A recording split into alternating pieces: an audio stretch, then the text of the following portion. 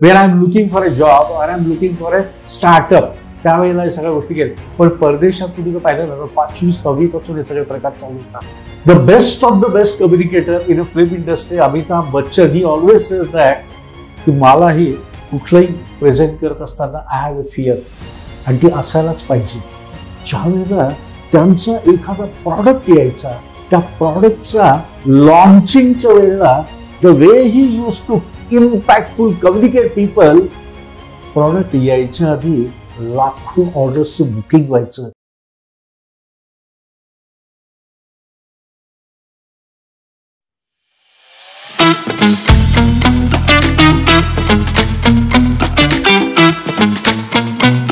नमस्कार, a bit डिफरंटच्या या नवीन एपिसोडमध्ये मी धनेश कुलकर्णी तुमचं स्वागत करतो. इमॅजिन करा, एका ऑफिसमध्ये मीटिंग चालू आहे, सगळे सिरियस आहेत, मॅनेजर गडबडलेला आहे, प्रेझेंटेशन सुरू व्हायची वेळ आहे आणि स्पीकर माईक हातात घेतो, पण आवाज कापतोय, हात थरथरतायत, ऑडियन्स बोर होतोय, बॉसचा चेहरा प्राइजलेस आहे. पण मध्येच एक कॉल येतो. Hi, this is BL Joshi speaking. He is not just a trainer. ते आहेत एक transformer. Over 10,000 people train, 15 years of experience, certified by Scotland, Sri, USA आणि पुणे सुद्धा. घाबरलेले वक्ते जेव्हा आत्मविश्वासू नेते होतात, गोंधळलेले विद्यार्थी जेव्हा ध्येय एवढे प्रोफेशनल बनतात, तेव्हा लक्षात येतं BL जोशी हे केवळ ट्रेनर नाहीत, ते आहेत परिवर्तनाचे शिल्पकार. स्टाईल, एनर्जी आणि परिणामांसह ते केवळ तुम्हाला बोलायला शिकवत नाहीत, ते तुम्हाला ऐकायला पण शिकवतात. तर आज आपण उतरतोय self esteem, confidence, image management आणि इमोशनल इंटेलिजन्सच्या खोल विश्वात. कारण ही केवळ ट्रेनिंगची गोष्ट नाहीये, ही आहे ट्रान्सफॉर्मेशनची journey. Welcome to the world of BL Joshi. Effective communication म्हणजे काय? बोलणं की ऐकणं सुद्धा? पहिल्यांदा आपण कम्युनिकेशन म्हणजे काय आपण बघूया. कम्युनिकेशन म्हणजे काय खरं तर exchange of idea, thoughts and feelings, हे आपण एकमेकांशी कम्युनिकेट करत असतो. कम्युनिकेशन म्हणजे काय? एका व्यक्तीने बोलणं, दुसऱ्या व्यक्तीने ऐकणं, त्याला समजणं आणि त्या पद्धतीने कृती करणं, मग ते खऱ्या अर्थाने कम्युनिकेशन होतं. या कम्युनिकेशनमध्ये प्रामुख्याने 3 अस्पेक्ट आहेत. एक अस्पेक्ट आहे व्हर्बल कम्युनिकेशन. तुम्ही बोलता कसे, प्रिसाइज क्लिअर तुमचं कम्युनिकेशन आहे का, आर्टिक्युलेशन तुमचं कसं आहे, हे बोलत असताना तुमची मानसिक आणि पूर्ण विषयाची तयारी आहे का, क्लॅरिटी ऑफ द पर्पज, मी कशा करता कम्युनिकेशन करतोय, हा त्यातला महत्वाचा भाग. याच बरोबर आज दुसरा आणि अतिशय महत्वाचा भाग म्हणजे आपला tone, pitch, voice, speed, pause आणि वर्ड स्ट्रेस. आणि त्यातला सगळ्यात महत्वाचा भाग म्हणजे व्हॉइस मॉड्युलेशन. मला जेव्हा एखादी गोष्ट, अतिशय महत्वाची गोष्ट सांगायची आहे, am I in a position to give that punch, आणि जेव्हा तो कमी महत्वाचा असेल तेव्हा माझा आवाज ताबडतोब कमी येतोय का, हा एक अस्पेक्ट. दुसरा अस्पेक्ट आहे देहबोली, बॉडी लँग्वेज. आज कम्युनिकेशन क्षेत्रामध्ये याला 55% इम्पॉर्टन्स आहे. शब्दा वाचून कळले सारे, शब्दांच्या पलीकडले.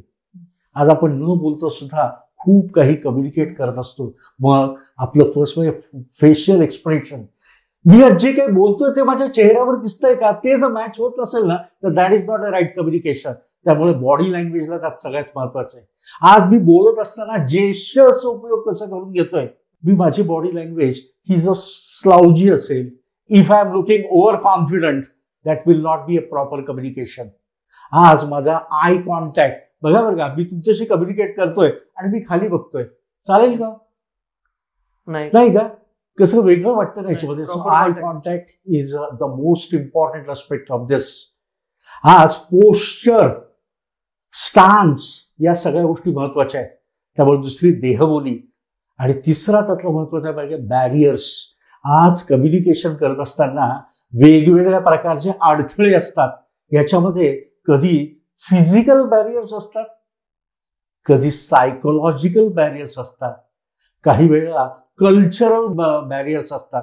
दोघं जण आपण वेगळ्या कल्चरमध्ये आहोत. You may have certain belief system, I may have different belief system. आज हा पण एक त्याच्यातला फरक असू शकतो. आणि लिंग्विस्टिक, आज भाषा कोण कुठे बोलतं, इथं प्रत्येक कोसाप्रमाणे भाषा बदलते. त्यामुळे ते एक असू शकतं. आणि टेक्नॉलॉजी याचं एक बॅरियर असू शकतं. म्हणजे जेव्हा verbal communication, non verbal communication, and when you overcome all the barriers, then in your communication becomes effective. आणि याच्यातला सगळ्यात महत्वाचा जो प्रश्न आहे, यू सेड बोलणं का ऐकणं. खरं तर कम्युनिकेशन म्हणजे you may not be a voracious speaker, doesn't matter, but you should be best of the best listener. आज आम्हाला शाळेपासून वाचायला शिकवलं जातं, लिहायला शिकवलं जातं, पण ऐकायला आम्हाला कधीच शिकवलं जात नाही. आणि आज 21व्या शतकामध्ये if anybody wants to become a successful, he or she has to be excellent listener. आणि जर तुम्हाला चांगलं ऐकायचं असेल ना, तर तुम्ही आयुष्यात यशस्वी होऊ शकता. संवादामध्ये तुम्ही 20% बोलायला पाहिजे आणि 80% ऐकायला पाहिजे. There only you can be a good communicator. Sir, impact टाकणारा संवाद, लोकांवरती इम्पॅक्ट टाकणारा संवाद हा कसा असावा? आता बघा, संवाद जेव्हा आपण म्हणतो ना, तो इम्पॅक्टफुलच असायला पाहिजे. आपण इम्पॅक्टफुल संवाद म्हणल्यावर एक 2-3 नावं आपल्या डोळ्यासमोर येऊ शकतील का? बघ, सुभाषचंद्र बोस आणि त्यांचा संवाद अजूनही आपल्याला लक्षात आहे. तुम मुझे खून दो मैं तुम्हें आजादी दूंगा. काय कम्युनिकेशन आहे ना, इम्पॅक्टफुल कम्युनिकेशन. आज लोकांना कृती करण्यास प्रवृत्त करणे, encourage them, this is called impactful communication. आज आपण मार्टिन ल्यूथर किंग ह्याचं जर आपण पाहिलं तर त्याचं काय स्टेटमेंट होतं, आय हॅव अ ड्रीम. आणि त्यांनी त्या पद्धतीने पूर्ण अमेरिकेमध्ये ट्रान्सफॉर्मेशन घडून आणलं. This is what is impactful communication. Steve Jobs ज्या वेळेला त्यांचा एखादा प्रॉडक्ट यायचा, त्या प्रॉडक्टचा लॉन्चिंगच्या वेळेला the way he use to impactful communicate people, product यायच्या आधी लाखो ऑर्डर्सचं बुकिंग व्हायचं. And this is what is the impactful communication. आज या इम्पॅक्टफुल कम्युनिकेशनमध्ये verbal communication, non verbal communication या दोन्ही गोष्टीला तेवढंच त्याच्यामध्ये महत्व आहे. आज व्हर्बल कम्युनिकेशन म्हणजे am I know to with whom I am speaking, मला माझे ऑडियन्स माहिती आहेत का, हा त्यातला सगळ्यात महत्वाचा भाग आहे. मी काय एक्झॅक्टली त्या व्यक्तीकडनं अपेक्षित करतो आहे, हा त्यातला दुसरा महत्वाचा भाग आहे. तिसरा, माझी body language is that matching with what I am saying. बरोबर का? समजा आपण आपली गाडी सर्व्हिसिंगला टाकली आणि त्या माणसाला विचारलं की मी कधी येऊ रे, तो आपल्याकडे न बघता तो म्हणतो हा तुम्ही या उद्या संध्याकाळी. त्यावेळेला आपल्या मनामध्ये लगेच किंतु पतंत निर्माण होतो, अरे हा माझ्या डोळ्यात डोळे बघून बोलत नाहीये. मग आपण त्याला विचारतो नक्की सांग कधी येऊ, आज संध्याकाळी येऊ का उद्या येऊ? आणि मग त्यावेळेस नाही, असं करा तुम्ही 2 दिवसांनी या. असं जेव्हा होतं ना, त्यावेळेला तुमची देहबोली, तुमचा व्हॉइस टोन, पिच आणि वर्ड्स या तिघांचं जेव्हा उत्तम संयोग घडून येतं ना, that becomes a impactful communication. आणि ह्याच्यामध्ये तुमचा अपीअरन्स ऑल्सो मॅटर्स. पण ह्याच्यामध्ये सर लँग्वेज मॅटर करते का? समजा आता मी मराठीत बोलतोय आणि समोरचा इंग्लिशमध्ये किंवा हिंदीत बोलतोय आणि मला तेवढं फ्लुएंट जमत नाहीये हिंदी इंग्लिश, तर मग आपण ते कसं काय मॅच करू शकतो? मग तो इम्पॅक्टफुल कसा होऊ शकतो संवाद? आता प्रश्न त्यातला असा आहे की language is one of the barrier. Yes, पण आज आपल्याकडे असं मानलं जातं की जो इंग्रजी भाषा बोलतो ना, तो सगळ्यात पॉवरफुल. खरं तर ही एक संवादाची भाषा आहे. आज आपले पंतप्रधान सुद्धा, इन्क्लुडिंग अटल बिहारी वाजपेयी, हे जेव्हा दुसऱ्या देशात जायचे ते तेव्हा हिंदीमध्ये संवाद करायचे. खरं तर does the language matters? Yes and no, both. आज तुम्ही ज्या भाषेमध्ये बोलता, आपण नॉर्मली आपल्या मातृभाषेमध्ये आपले विचार हे अतिशय व्यवस्थित मांडू शकतो. त्यामुळे भाषा कुठली इज नॉट अ क्रायटेरिया. पण समोरच्या माणसांमध्ये जर एकच भाषा असेल किंवा अंडरस्टँडिंग चांगलं असेल तर the communication can be more effective and impactful for the listening and understanding too. तेवढा कॉन्फिडन्स आपल्यामध्ये पण हवा की आपण आपल्या ह्याच्यात तेवढं सांगू शकतो, तर तो समोरचा समजू शकेल. अगदी बरोबर. सोशल आणि प्रोफेशनल लाईफ मध्ये आपल्याला कम्युनिकेशन स्किल किती महत्वाचं आहे? खरं तर आपल्या वैयक्तिक आयुष्यात, आपल्या प्रोफेशनल लाईफमध्ये आणि आपल्या सोशल लाईफमध्ये तिन्ही ठिकाणी कम्युनिकेशन हे अत्यंत महत्वाचं आहे. कारण आपण काय करतो, irrespective of our profession, we always communicate something. Without speaking also we communicate lots of things. पण या तिन्ही याच्यामध्ये कम्युनिकेशनचं अनन्यसाधारण महत्व आहे. आणि 21st century belongs to those who can communicate exceptionally well wherever they are. त्यामुळे या तिन्ही आयुष्यामध्ये कम्युनिकेशन स्किल्स आर मस्ट. आणि तुम्ही विद्यार्थी असा, तुम्ही प्रोफेशनल असा, तुम्ही एखाद्या IT कंपनीमध्ये, मॅन्युफॅक्चरिंग कंपनीमध्ये, तुम्ही you are occupying the highest office or you are a business leader, communication is must for each and every person. And communication will decide your success and failure or failure. Sir, WhatsApp वरती जे मेसेजला reply बघतात पण reply देत नाही, मग हे poor communication असू शकतं का? आजकालची सगळ्यात मोठी समस्या आहे की आपण व्हॉट्सअपच जास्त वेळ बघतो, आपला वेळ हा बराचसा त्याच्यावर जातो. खरं तर त्याच्यामध्ये समज आणि गैरसमज या दोन्ही गोष्टी आहेत. As you sed very correctly की कोणीतरी तो मेसेज पाहिलाय आणि त्याला उत्तर दिलं ते, तर it can B defined as a very poor communication. कारण एखादी व्यक्ती हा तुमच्याशी व्हॉट्सअपच्या माध्यमातून संवाद साधतोय आणि तो तुमच्याकडे काहीतरी उत्तर, कृती काहीतरी अपेक्षित करतोय, आणि जर तुम्ही ते सीन करून जर त्याला उत्तर देणार नसाल तर this is not a good practice, this is not a good behaviour. It is against the protocol, शिष्टाचार, अगदी ह्युमॅनिटी म्हणून सुद्धा तुम्हाला त्याला उत्तर द्यायलाच पाहिजे. नसेल देणार तर it is a poor communication. Conflict किंवा गैरसमज टाळण्यासाठी कम्युनिकेशन मध्ये काय सुधारणा करता येईल? बरोबर का? आपण जेव्हा एखाद्या व्यक्तीशी संवाद साधतो त्याला अनेक कारणं असतात, त्याच्यामध्ये काही स्पेसिफिक पर्पज पण असतो. पण काही वेळेला सुसंवाद हा डिस्टर्ब होऊ शकतो, डिसॲग्रीमेंट होऊ शकतं, आणि it may result into the conflict also. पण आज हे कॉन्फ्लिक्ट आपल्याला खऱ्या अर्थाने टाळायचं असेल तर आपल्याला काय करायला पाहिजे, तर पहिले मला काय पाहिजे याच्या बाबतीत मी तुम्हाला स्पष्ट सांगायला पाहिजे. What are my needs and expectation, and you should also communicate with the same thing, so we become on a same ground and then communication becomes very effective. हा एक भाग झाला. दुसरा त्यातला भाग आहे की ह्याच्यामध्ये मिसअंडरस्टँडिंग होणारे कुठले कुठले भाग असतील. तर काही काही वेळा आपण ॲझ्युम करतो की हा व्यक्ती हा असाच आहे, हा मी काहीतरी म्हटलं की हा मला नाहीच म्हणणार आहे. हे जर अझम्पशन होणार असेल ना, हाफ हार्टेड जो तो एफर्ट असेल ना, तर तो तसाच त्याच्यामध्ये रिझल्ट होणार आहे. त्यामुळे it will lead to the more conflicts. त्यामुळे कम्युनिकेशनमध्ये कॉन्फ्लिक्ट होण्याकरता आपल्याला कॉमन ग्राउंड असायला पाहिजे. We must understand each others feeling. आज मला तुमच्या इमोशन्स कळल्या पाहिजे, तुमच्या इमोशन्स मला कळल्या पाहिजेत.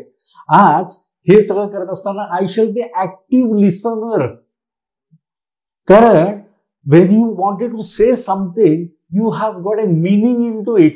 And if I won't understand, आज काय होतं, आपण रिस्पॉन्ड करण्याकरता आपण we don't listen to understand. आज मला तुम्ही काय म्हणताय हे समजून जर घेतलं ना, तर मला त्याच्याकरता पर्याय उपलब्ध करून देता येईल. त्यामुळे कॉन्फ्लिक्ट जर मला हे करायचे असेल तर मला तुमचं ऐकून घेतलं पाहिजे. Active listening. आणि ह्या ऍक्टिव्ह लिसनिंग मध्ये आपण असं म्हणतो की युअर एंटायर बॉडी शुड लिसन. म्हणजे तुमचे फक्त कान नव्हे तर तुमचे डोळे आणि पूर्ण शरीर, ज्याला आपण कायनेस्थेटिक लिसनिंग हे जेव्हा म्हणतो ना, विच इन्क्लुसिव्ह ऑफ इमोशन्स, या जेव्हा आपण एकमेकांच्या समजून घेतो ना, त्यावेळेला कॉन्फ्लिक्ट हे अतिशय मिनिमाइज होऊ शकतात. म्हणूनच म्हणतात की listening is a super power. Listening is a super power. Yes, या सगळ्या गोष्टी त्याच्यामध्ये. Very correct. फर्स्ट इम्प्रेशन म्हणजे नक्की काय, ते कसं सुधारता येईल? आणि ओके, फर्स्ट इम्प्रेशन हा आज 21व्या शतकातला अतिशय महत्वाचा असलेला आस्पेक्ट आहे. बघा बरं का, आज आपण एखाद्या व्यक्तीशी काही चर्चा करायला चाललोय, बिझनेस डील आहे, मे बी रिलेशनशिपचं मॅटर आहे, यावेळेला आपल्याबद्दलची प्रतिमा पहिल्या काही क्षणांमध्ये काय होते ना, that can be defined as a first impression. आणि या फर्स्ट इम्प्रेशन मध्ये कुठल्या कुठल्या गोष्टी मॅटर होतात, तर युअर अपिअरन्स, ज्याला आपण पॉवर क्लोदिंग असं म्हणतो किंवा ड्रेस फॉर सक्सेस असं म्हणतो. आज एखाद्या ठिकाणी गेल्यानंतर ती व्यक्ती 7 सेकंदात ठरवते की मी या व्यक्तीशी डील करणार आहे का नाही करणार. आणि हे first impression has to be very powerful. याच्यामध्ये प्रामुख्याने द क्लोथिंग, दुसरा त्यातला भाग आहे ग्रूमिंग. आज मी माझ्या स्वतःला कशा पद्धतीने प्रेझेंट करतोय, त्याचबरोबर माझ्या एटिकेट्स अँड मॅनर्स, शिष्टाचार हा मी तो पाळतोय का, हा त्यातला सगळ्यात महत्वाचा भाग आहे. And these are the few things without speaking anything comes in a first and there the impression is created.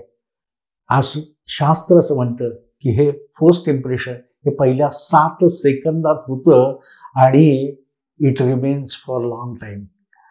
हे जर तुम्हाला बदलायचं असेल तर तुम्हाला किमान 21 वेळा वेगळे प्रयत्न करावे लागतात, तेव्हा तुमच्या जे काही फर्स्ट इम्प्रेशन आहे हे इम्प्रेशन बदलण्याची शक्यता असते. त्यामुळे the first impression is always long lasting. It is based on the observation. It becomes very fast and to change this is very difficult. So for anybody and everybody, first impression matters. Let's have a focus on how am I going to make the best first impression where the success, the door of the success is open. म्हणजे तुमचं communication किती चांगलं असू दे, पण पहिले तुम्ही first impression जर पडलं तर त्याचा फायदा होणार आहे पुढे, नाही तर नाही होणार. Very correct. लुक्स मॅटर करतात आणि त्याचा आपल्या कम्युनिकेशनवर काय फरक पडू शकतो आपल्या लुक्सचा.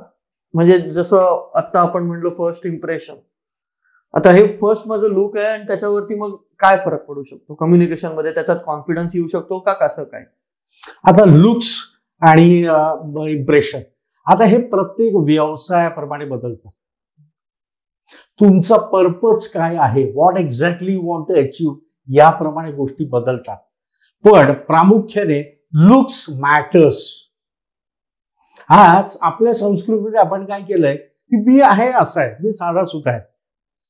But when I know, if I start speaking, when I will start speaking, talking about my project, my dreams, my ambition, what am I going to achieve, then माझं खरं रूप तिथं पडत येणार. त्यामुळे मला चांगला लुक असायला पाहिजे, अपिअरन्स चांगलाच असायला पाहिजे असं नाही, असंही अझम्पशन बऱ्याच प्रमाणामध्ये केलं जातं आपल्या कल्चरमध्ये प्रामुख्याने. पण आज या दोघांचं जेव्हा सुंदर कॉम्बिनेशन होईल, then it's a good blend. Yes, your success is definitely assured. त्यामुळे looks matters and your rest of the things also matters. Sir, looks पेक्षा व्हॉइस जास्त इम्पॅक्ट करतो का? म्हणजे जसं की रेडिओ जॉकी, सो त्यांच्यासारखं व्हॉइस जास्त इम्पॅक्ट करतो का फक्त लुक्स आणि काय कम्युनिकेशन? आता दोन गोष्टी आहेत. खरं तर नॉर्मल कोर्समध्ये या दोघांचे कॉम्बिनेशन असायला पाहिजे, लुक्स अँड व्हॉइस. पण आता आपण जर रेडिओ जॉकीचं उदाहरण घेतलं ना, तर त्यांचं all together different. We don't see them. त्यामुळे looks may not matter. What matters is the voice. Voice modulation, त्याचं किती मेटॅलिक असलेला व्हॉइस आहे, त्या व्हॉइसमध्ये इमोशन्स किती आहे, easy connecting with the audience without seeing them. आज किती महत्वाचा भाग आहे ना. आज तुमच्या आवाजामधली ही जादू आहे, ही जादू ह्या रेडिओ जॉकीचं खरं असलेलं यश आहे त्याच्यामध्ये. आज ही लोक काय काय उपयोग करतात, तर they make the best use of the human qualities. त्याच्यामध्ये प्रामुख्याने विनोद, विनोदाचं अंग, ह्युमर. बघा बरं का, आज विनोद हा किती छान पद्धतीने, किती उच्च प्रतीचा असावा, हे एक सगळ्यात महत्वाचं आहे. आणि रेडिओ जॉकीमध्ये तो सेन्स खूप चांगला आहे त्याच्यामध्ये. आज what is the use story telling method. आजच्या कम्युनिकेशन मधलं सगळ्यात महत्वाचा आस्पेक्ट असं आहे की तुम्ही जेव्हा संवाद साधता त्यावेळेला तो मोनोटोनस संवाद न करता तुम्ही गोष्टीच्या माध्यमातून जर तुम्ही संवाद साधला तर समोरच्या माणसाचं अटेन्शन इन्व्हाइट होतं. See, as a human being our brains are wired with the stories. आणि आपल्याला असं वाटतं की गोष्टी या फक्त लहान मुलांकरताय, but we as a adult consume maximum stories. So in your communication, storytelling plays a vital role into this. त्यामुळे यांचं कम्युनिकेशन हे अतिशय इफेक्टिव्ह होतं आणि आपल्याला ऐकतच राहावं, मंत्रमुग्ध होऊन आपण ऐकत राहतो. And this is what is the main theme of their communication, and that's why they are very successful. But of course they are trained. हा मोठा पार्ट आहे त्याच्यात. आत्मविश्वासाने बोलण्यासाठी बॉडी लँग्वेज आणि अपीअरन्स किती महत्वाचं आहे? बघा, त्याला आम्ही न्यूरो लिंग्विस्टिक प्रोग्रामिंग NLP मध्ये त्याला असं म्हणतो की तुमचे शब्द, तुमचा टोन आणि तुमची बॉडी लँग्वेज या तिघांचे परफेक्ट कॉम्बिनेशन झाल्यानंतरच कम्युनिकेशन हे उत्कृष्ट होऊ शकतं किंवा रादर होतं. त्यामुळे आम्हाला तो तिघांचा संयोग चांगला करता आला ना तरच या सगळ्या गोष्टी शक्य आहेत. इमेज मॅनेजमेंट म्हणजे नक्की काय? लुक्स, कपडे का अजून काही? बरोबर का? आज 21व्या शतकामधला हा एक अतिशय महत्वाचं असलेलं शास्त्र आहे, ज्याचे आज आपल्या भारतासारख्या देशामध्ये खऱ्या अर्थाने गरज आहे. इमेज म्हणजे मी माझ्या स्वतःबद्दल काय विचार करतो हे आहे का? तर काही प्रमाणात yes, but largely no. What people think about me. जेव्हा ग्रुपमध्ये नसेल, माझ्या पाठीवर माझ्याबद्दल काय बोललं जातं, that is what is my image, not what I think about myself. मला स्वतःला वाटतं मी खूप शाणा आहे, मी खूप हुशार आहे, पण ठरवणारे कोण आहेत? तर ती लोक. That is what is the image. Image म्हणजे प्रतिमा. मी माझ्या स्वतःची काय प्रतिमा निर्माण केलेली आहे, this is what is important. And once again, जेव्हा इमेज आपण म्हणतो ना, तेव्हा it's not appearance, it's not grooming, it's not etiquettes and manners alone. ते तर हवेतच, पण what is there inside, inner strength. आज माझ्या व्हॅल्यूज काय आहेत, माझ्या बिलीफ सिस्टम काय आहे, आज मी कशा पद्धतीने समोरच्या माणसाला ट्रीट करतोय, माझा दृष्टिकोन काय आहे, am I positive person or negative person. Everything comes from inside, you can't hide. त्यामुळे it's not external appearance, inner values and a blend of inner values and external appearance, that creates your image. It's a very big science. आणि 21व्या शतकातलं अतिशय प्रगत, अत्यंत आवश्यक असलेलं हे शास्त्र आहे. And everybody must learn this, not learn this, they will have to master this science and the success is definitely ours. आज आपण सक्सेस म्हणजे we are talking about 10x success, की फक्त तुटपुंज मिळतंय, आय एम हॅपी, असं success त्याला success नाही म्हणता येणारच. सर, पॉलिटिशियन्स किंवा कंपनी फाउंडर्स, सोशल वर्कर यांना ह्याची ट्रेनिंग घेणं कितपत गरजेचं आहे किंवा याची काय फायदा त्यांना जास्त होऊ शकतो? त्याच्यावर 2 आस्पेक्ट झाले. एक तर सॉफ्ट स्किल्स, ज्याच्यामध्ये प्रामुख्याने विषय येतात communication skills, team work, leadership, emotional intelligence, public speaking. हे प्रत्येक प्रोफेशनमध्ये त्या प्रोग्रेशन मध्ये त्याची आवश्यकता आहे. तुम्ही आता जर राजकीय पुढारी म्हणला तर येस, त्याच्या दृष्टिकोनातून कम्युनिकेशन हे अतिशय महत्वाचं आहे. पब्लिक स्पीकिंग त्या दृष्टिकोनातून महत्वाचं आहे. इमोशनल बॅलन्स ठेवणे हा तेवढाच महत्वाचा आस्पेक्ट आहे. टीमवर्क तर आलंच, हा एक आस्पेक्ट झाला. आणि दुसरा आस्पेक्ट झाला इमेज मॅनेजमेंटचा. आज इमेज मॅनेजमेंटमध्ये प्रामुख्याने प्रत्येक क्षेत्रातली गरज वेगवेगळी असणार आहे. आज मुलं, यंगस्टर्स, टीनेजर्स किंवा ज्याला आपण झी जनरेशन असं म्हणतो, ही मुलं कुठल्या प्रकारचे कपडे घालतात? तर बघा, ते टी शर्ट्स घालतात आणि त्याच्यावर लोगो असतात. आज ह्याच्यामध्ये कपड्याचं मानसशास्त्र आहे की हे जे असे लोगो असलेले विदाऊट कॉलरचे टी शर्ट्स घालणारी मुलं, दे आर ऑलवेज हॅपी. जर एखादा डॉक्टर असेल किंवा तो पांढरा जर कोट घालत असेल ना, तर आज अशा प्रकारे कपडे परिधान केल्यामुळे तुमच्या विचारांमध्ये बदल घडतो. आणि असं अभ्यासांती असं लक्षात आलेलं आहे की जी लोक असं व्हाईट ऍप्रन घालतात ना, ते खूप फॉर्मल वागतात. त्यांची दुसऱ्यांना ट्रीट करण्याची पद्धत ही अतिशय मॅच्युअर्ड असते. They have got analytical thinking, critical thinking. त्यांच्याकडे आज दुसऱ्या माणसाशी डील करण्याची एक वेगळं सामर्थ्य निर्माण होतं. त्यामुळे त्यांची गोष्ट वेगळी आहे. आज एखादा कॉर्पोरेट क्षेत्रातला माणूस असेल, he has to make his impression because there is a huge order awaited. So he has to be a very assertive, very dominant and very knowledgeable. And त्याच्यातला हा सगळा भाग हा त्याच्या अपिअरन्स, त्याच्या कम्युनिकेशननी हा खूप महत्वाचा आस्पेक्ट करतो. त्यामुळे we go for a session like this corporate people, how to enhance your appearance by communication and your appearance. हा एक त्यातलाच तर भाग आहे. राजकीय पुढारी हे कुठल्याही पद्धतीने कशा, आता बघा हे राजकीय पुढारी जेव्हा एखाद्या मंदिरामध्ये जातात, चर्चमध्ये जातात किंवा एखाद्या मशिदीत जातात, त्यावेळेला त्यांचं वस्त्र कसे परिधान केलेले असतात किंवा असायला पाहिजेत, हा एक भाग झाला. ते एका शेतकऱ्यांच्याशी डील करतात, त्यावेळेला त्यांचा पेहराव हा कशा पद्धतीने असायला पाहिजे. ते जर एखाद्या झोपडपट्टीमध्ये एखाद्या गरीब माणसाची डील करत असतील तर त्यावेळेला तुमचा पेहराव कसा असायला पाहिजे. And if those political leaders are representing our nation in some conference, they should be dressed up like this. आणि याला प्रत्येकाला प्रशिक्षणाची गरज आहे. आज आपण ह्या सॉफ्ट स्किल्स आणि हा जो इमेज मॅनेजमेंट हा आस्पेक्ट आहे, याच्याबद्दल तुम्हाला रोल काय आहे, तुम्हाला गोल काय अचीव करायचा आहे, and what exactly message you want to give to the public will always depend upon whatsoever soft skills you possess or you have a mastery on that and your appearance. That is called the image management. त्यामुळे ती प्रत्येक क्षेत्रातल्या गरजू व्यक्तींना गरज आहे. तर मग ह्याच्यासाठी स्पेशल ट्रेनिंग तुम्ही अरेंज करता का? पण ते कसं इंडिव्हिज्युअली का एकदम पब्लिक मध्ये पण आपण घेऊ शकतो? प्रत्येक क्षेत्रामधल्या व्यक्तीला याच्या प्रशिक्षणाची गरज आहे. हे प्रशिक्षण आम्ही कशा पद्धतीने करतो?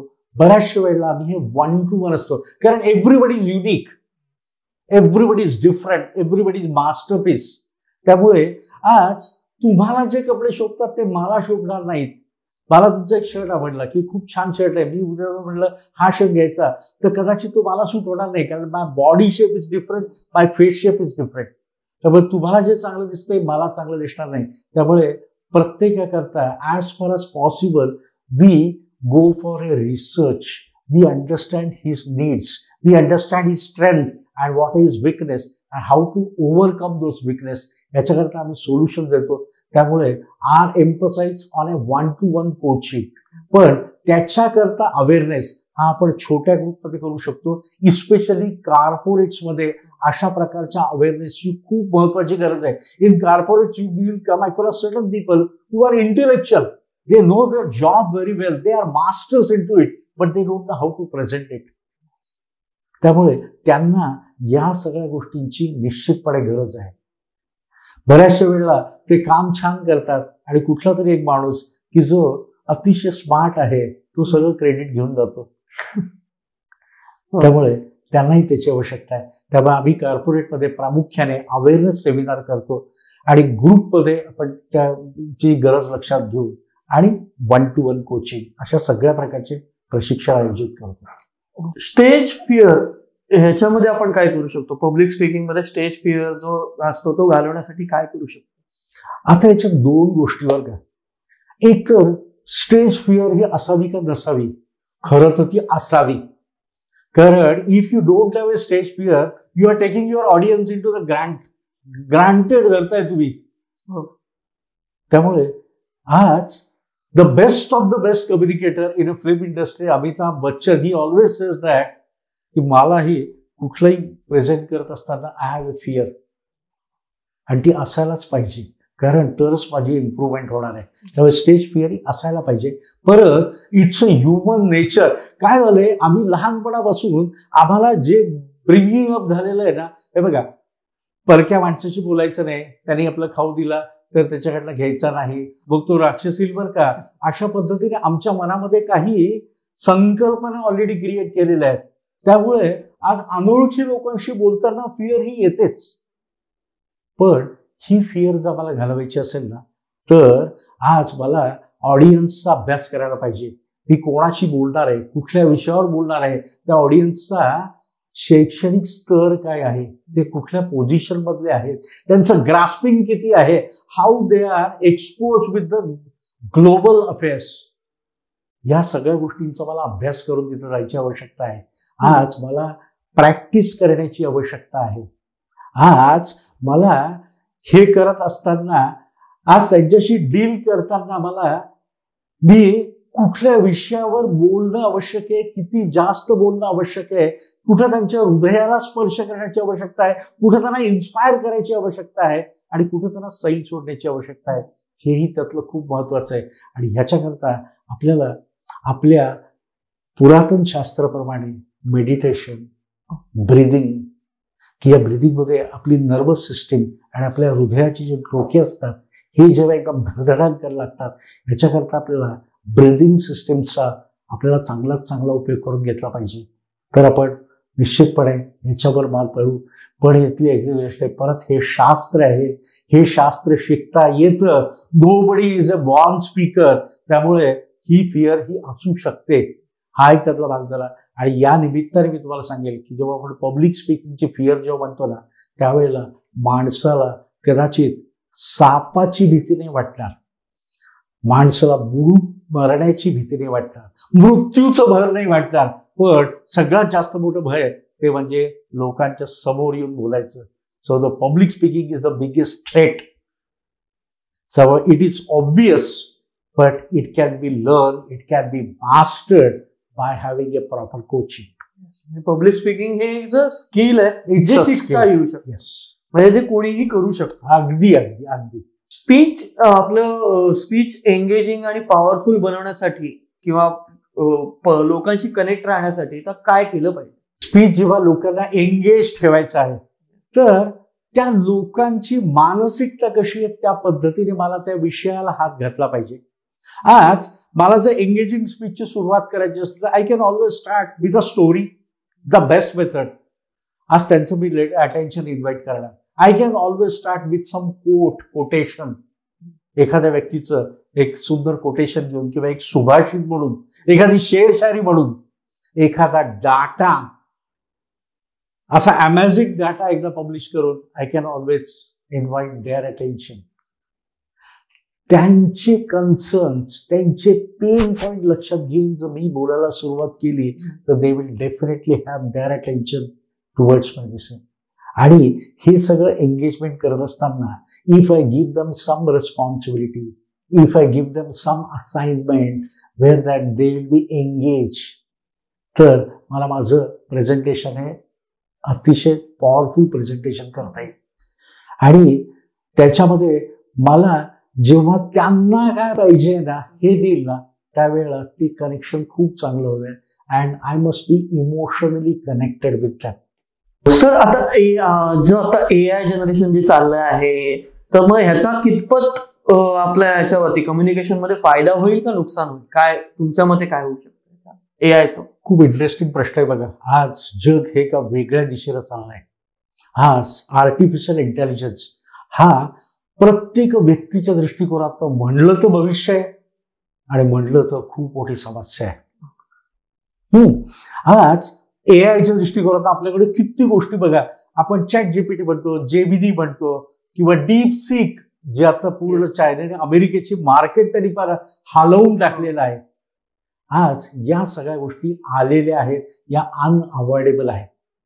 पण याचा इफेक्ट काय होणार आहे की जे लेबोरियस काम आहे, त्याच प्रकारची कामं आहेत, जी डल डेंजरस असलेली कामं आहेत ना, ही कामं निश्चितपणे रिप्लेस होतील. पण as on today though the AI is in a progressive stage, आज याला भावना, विचार, इमोशन्स याचं प्रमाण या स्टेजला तरी खूप कमी आहे. आज मला जेव्हा एखाद्या व्यक्तीला समजून घेऊन त्याच्याशी संवाद करायचा आहे ना, कदाचित आजचा AI किंवा आजचा रोबोट हा एवढा तयार झालेला नाहीये कदाचित ते पण शक्य होईल. पण आज कोलॅबोरेशननी काम करणं, इफेक्टिव्ह कम्युनिकेशन करणं, टीमवर्कनी असलेलं काम आहे, इमोशनल इंटेलिजन्स, हे ज्या सगळ्या गोष्टी आहेत ना, या आज तरी AI कडे उपलब्ध नाहीये. त्यामुळे जी नेहमीची कामे, लेबोरियस कामं आहेत, those will be replaced. But the communication aspect we can always learn the latest things from it. पण ह्युमन टच आहे ना, हा ह्युमन टच अजून तरी AI देऊ शकत नाही.